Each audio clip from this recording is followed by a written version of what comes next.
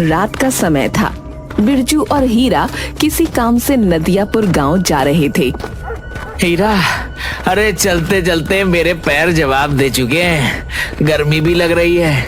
चलो एक पेड़ के नीचे बैठकर आराम कर लेते हैं। अरे यहाँ रुकना सही नहीं है, ये जंगल है।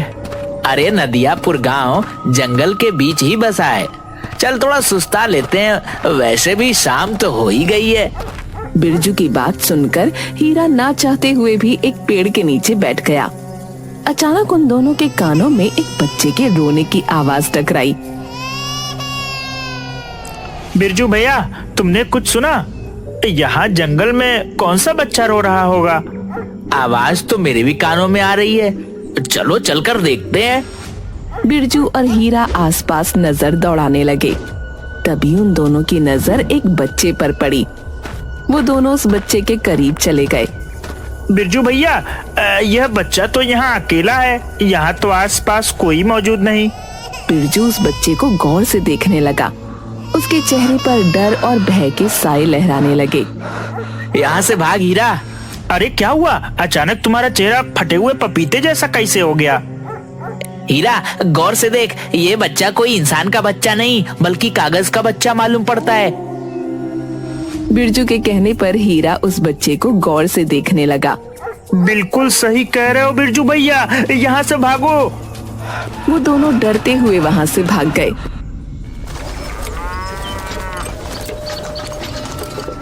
मगर उसी नदियापुर गांव में झुमरी नाम की एक सुंदर स्त्री अपनी 5 वर्षीय बेटी चमकी और पति के साथ रहती थी। झुमरी का पति बहुत गरीब था। एक दिन झुमरी का पति बसंत दोपहर के समय अपने घर पर उदास बैठा था। अजी क्या हुआ जी, आप इतने उदास क्यों बैठे हैं? काफी दिनों से मुखिया जी से अपनी मजदूरी मांग रहा हूँ, लेकिन वह दे ही नहीं रहे। उनसे कहते क्यों नहीं कि हमारे घर में राशन भी खत्म होने को है। अगर आप वहाँ हमें समय पर पैसे दे सकते तो फिर ऐसी जगह काम करने से क्या फायदा।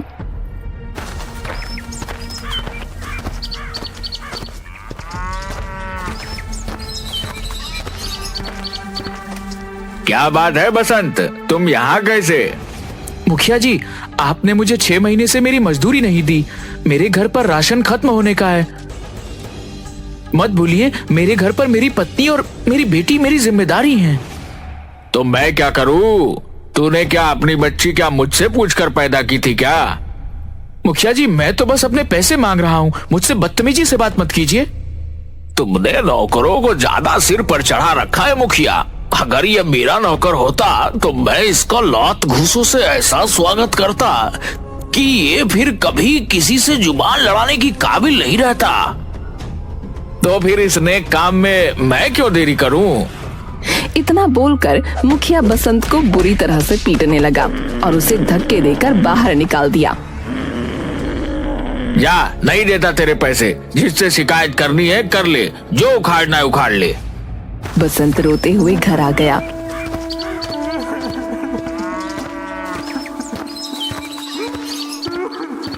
और सारी घटना अपनी पत्नी झुमरी को बताने लगा।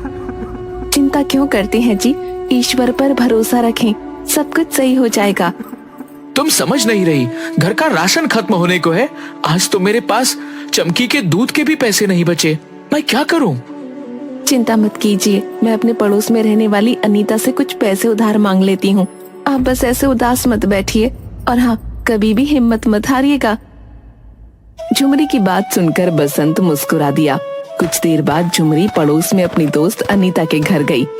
आओ झुमरी, मैं तुम्हारा ही इंतजार कर रही थी। अगर तुम नहीं आती तो कुछ देर में वैसे ही मैं तुम्हारे घर आने वाली थी। मुझे तुमसे बहुत जरूरी बात करनी है। हाँ हाँ बोलो ना, क्या बात है? मुझे कहते हुए अच्छा तो नहीं लग रहा, लेकिन मुझे कुछ पैसों की जरूरत है। वो क्या है ना, आजकल मेरे पति को कहीं काम नहीं मिल रहा। बोल रहे थे बाजार में काफी मंदी चल रही है। ये बात तो सही है, सभी जगह बुरा हाल है झुमरी। इतना कहकर अनीता ने कुछ पैसे झुमरी के हाथ में पकड़ा दिए। मैं तुम्हारे ये पैसे बहुत जल्दी चुका दूंगी। अरे जब मर्जी आए तब चुका देना, लेकिन ऐसा कब तक चलेगा? मैं कुछ समझी नहीं। देख झुमरी, आजकल का जमाना बदल गया है। मुझे देख, मेरे पति भी काम करते हैं और मैं भी काम करती हूँ। क्यों ना तुम भी अपने पति का हाथ बटाना शुरू कर दो, कुछ पैसे घर आएंगे तो अच्छा ही होगा। तुम सही बोल रही हो अनीता, मन तो मेरा भी बहुत करता है, लेकिन मुझे कोई काम भी तो नहीं आता। तुम उसकी चिंता मत करो झुमरी, मैं कागज के बहुत अच्छे खिलौने बनाती हूँ। तुम चाहो तो मैं तुम्हें सिखा सकती हूँ। जिस तरह से बाजार में मैं ठेला लगाकर कागज के खिलौने बेचती हूँ, उसी तरह तुम भी बेचना, एक से भले दो। झुमरी को अनीता का ये उपाय पसंद आया। उस दिन के बाद झुमरी अनीता के साथ कागज के खिलौने बनाना सीखने लगी और कुछ ही दिनों में झुमरी कागज के खिलौने बनाने में निपुण हो गई।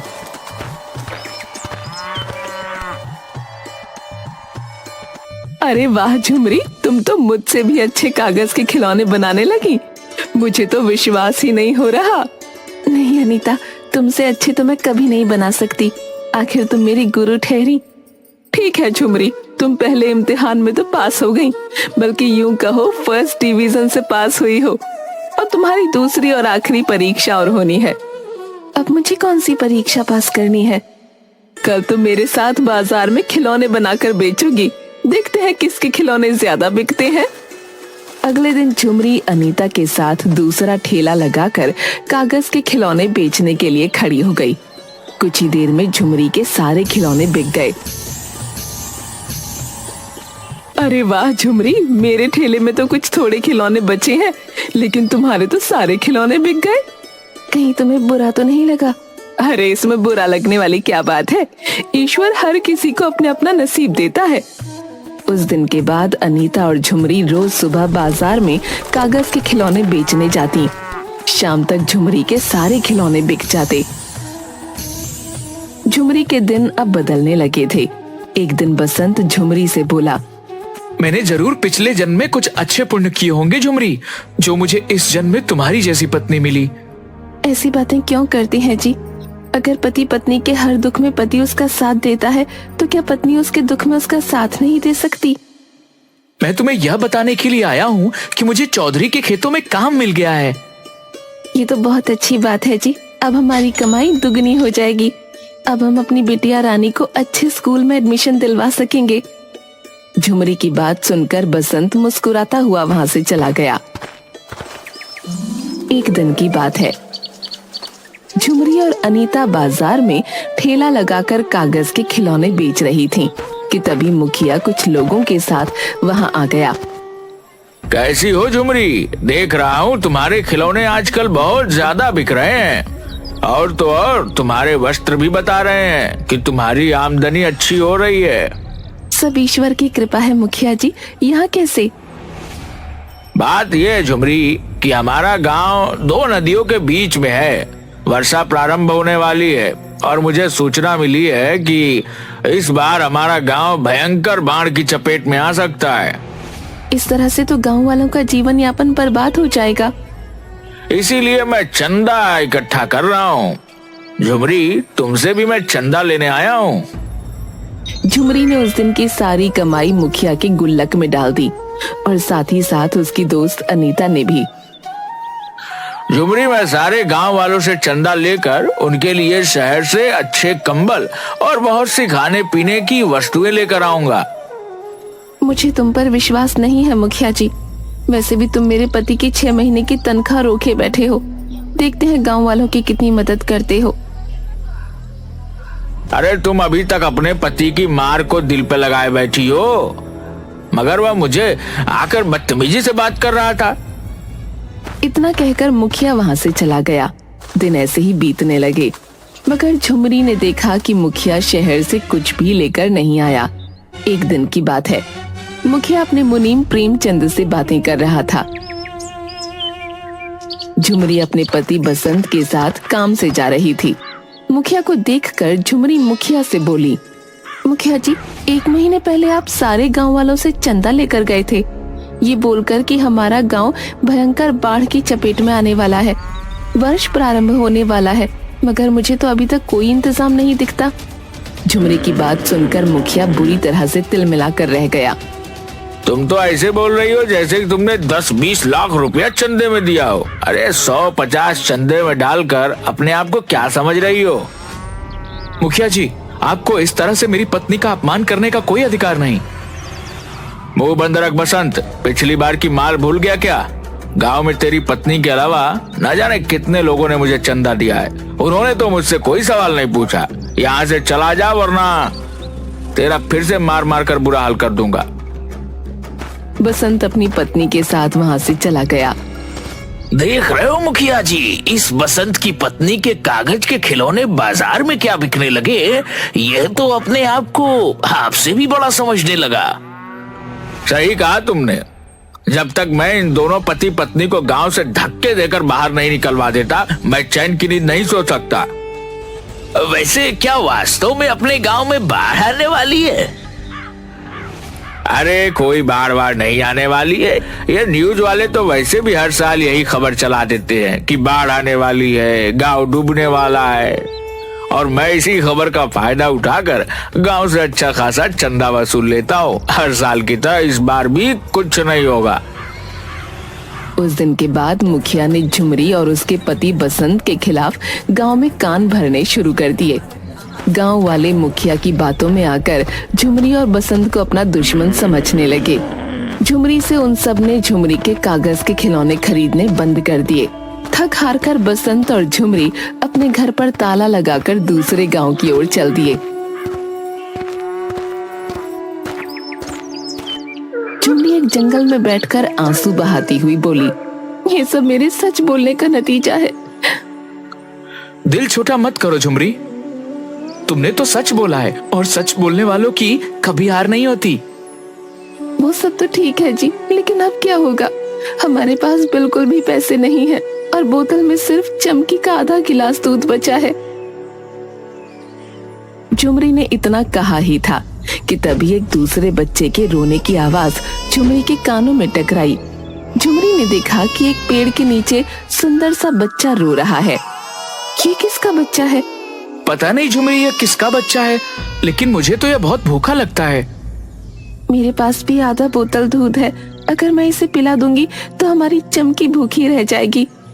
चिंता मत करो झुमरी, यह बच्चा कई दिनों का भूखा मालूम पड़ता है, पहले इसे दूध पिला दो। झुमरी उस बच्चे को दूध पिलाने लगी। उस बच्चे ने दूध पिया ही था कि तभी अचानक रंग बिरंगी किरणों के साथ उस बच्चे का आकार बड़ा हो गया और वो एक सुंदर नवयुवक में परिवर्तित हो गया। कौन हो तुम? मैं एक जादुई कागजी पुरुष हूँ। मुझे तुम्हारे बारे में सब पता है। तुम्हारे पास सिर्फ आधी दूध की बोतल थी और तुमने अपने बच्चों को ना पिलाकर वह मुझे पिला दी। मैं तुम्हें वरदान देता हूँ कि तुम अब से जो भी कागज के खिलौने बनाओगी उनमें जादुई शक्तियां आ जाएंगी। और मैं तुम्हें एक राज की बात बताने वाला हूँ। तुम्हारा गांव भयंकर बाढ़ की चपेट में आने वाला है। कल तुम्हारे गांव में तबाही ही तबाही मच जाएगी। इतना कहकर सुंदर पुरुष वहाँ से गायब हो गया। हम नहीं जा सकते, हमारा गांव मुसीबत में है। तुम सही कहती हो झुमरी, हमें गांव वालों की मदद करनी चाहिए। और वैसे भी उस मुखिया ने हमारे खिलाफ गांव वालों के कान भरे हैं, वरना गांव वाले बुरे नहीं हैं। झुमरी और बसंत दोबारा अपने गांव वापस आ गए। झुमरी ने कल की तैयारी करनी शुरू कर दी। उसने एक बहुत सुंदर कागज की नाव बनाई। उसने उस नाव में अलग अलग तरह के बहुत सुंदर सुंदर घर बनाए। देखते ही देखते उसकी कागज की सुंदर बड़ी नाव बहुत बड़ी हो गई और एक विशाल नाव में परिवर्तित हो गई। झुमरी अपने परिवार को लेकर उस नाव में चली गई। अरे झुमरी, यह तो लग ही नहीं रही कि ये कागज की है। इसकी दीवारें तो पत्थर से भी मजबूत मालूम पड़ रही हैं। उसने सही कहा था, इसके अंदर अद्भुत जादुई शक्तियां आ गई हैं। अगले दिन भयंकर बारिश शुरू हो गई। देखते ही देखते पूरे गांव को बारिश की बाढ़ ने अपनी चपेट में ले लिया। गांव वालों में हाहाकार मच गया और झुमरी नाव बाढ़ में तैराने लगी। झुमरी ने देखा कि उसकी दोस्त अनीता पानी में डूब रही थी। झुमरी ने तुरंत नाव को वहां जाने का आदेश दिया। अनीता, कागज की नाव के ऊपर आ जाओ। ये कैसा चमत्कार है? वो सब बातें बाद में करेंगे, पहले अपने परिवार को लेकर ऊपर आ जाओ। तुम्हारा परिवार सुरक्षित रहेगा। अनीता अपने परिवार को लेकर नाव पर चढ़ गई। उसने गांव के सभी लोगों को झुमरी की नाव के ऊपर ले लिया,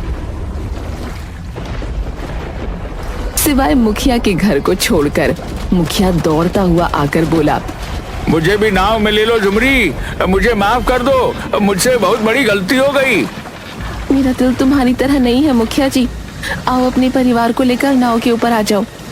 मुखिया अपने परिवार को लेकर नाव पर चढ़ गया और झुमरी की ओर देखकर बोला, मुझे माफ कर दो, मैंने तुम्हारे साथ कितना बुरा सुलूक किया और उसके बाद भी तुमने मेरी कितनी मदद की। मुखिया जी, हमें हमेशा दूसरों की मदद करनी चाहिए, पता नहीं कौन कब किसके काम आ जाए। तभी अनीता झुमरी से बोली, झुमरी, बाढ़ बहुत ज्यादा भयंकर है, हमारे गांव के अलावा और भी गांव बाढ़ की चपेट में आ गए होंगे, हमें उन सबकी मदद करनी चाहिए।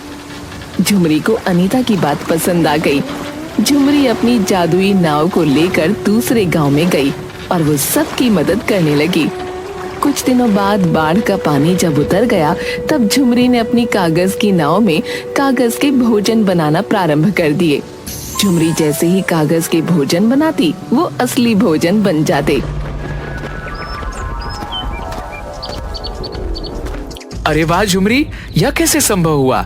कागज के भोजन असली भोजन कैसे बन जा रहे हैं? तुम्हें याद नहीं, उस जादुई सुंदर पुरुष ने हमसे क्या कहा था? तुम कोई भी कागज का खिलौना अगर बनाओगी तो उनमें जादुई शक्तियां आ जाएंगी। मुझे विश्वास था कि अगर मैं कागज के भोजन बनाना प्रारंभ करूंगी तो वो असली भोजन बन जाएंगे। ये ईश्वर ने हमारी मदद की है झुमरी, देखो ना, इस तरह से कितने लोग भूखे मरने से बच जाएंगे। इस तरह से गांव में सभी लोग भूखे मरने से बच गए। कुछ महीनों बाद सब कुछ ठीक हो गया।